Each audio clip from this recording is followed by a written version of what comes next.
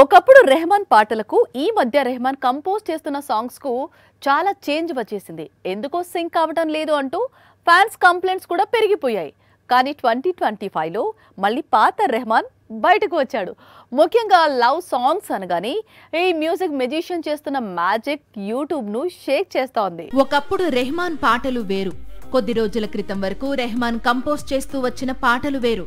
రెహమాన్ మళ్లీ పాత రోజుల్లోకి ఎప్పుడు వెళతాడా అని ఆయన ఫ్యాన్స్ ఎంతగానో ఎదురు చూశారు. కానీ రెహమాన్ మాత్రం తనకంటూ ప్రత్యేకమైన స్టైల్ క్రియేట్ చేసుకుని మధ్యలో కొంతకాలం కాస్త డిఫరెంట్ సాంగ్స్ కంపోజ్ చేస్తూ వచ్చాడు. రెహమాన్ కంపోజ్ చేసే ప్రతి పాటలో ఏదో మ్యాజిక్ ఉంటుంది, అంతకు మించిన హై ఉంటుంది.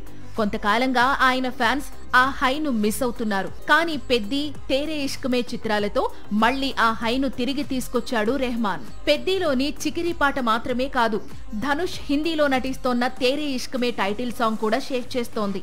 ఈ song Hindi version already 100 million views దాటిపోవడం, మరోవైపు పెద్ది సాంగ్ గ్లోబల్ లెవెల్లో ట్రెండ్ అవుతుండడంతో రెహమాన్ ఫ్యాన్స్ గాల్లో తేలుతున్నారు. సాక్షి టీవీ ప్రసారాలను నిలిపివేయడం చట్టరీత్యా నేరం. సాక్షి టీవీ ప్రసారాల కోసం మీ స్థానిక కేబుల్ ఆపరేటర్ని వెంటనే సంప్రదించండి.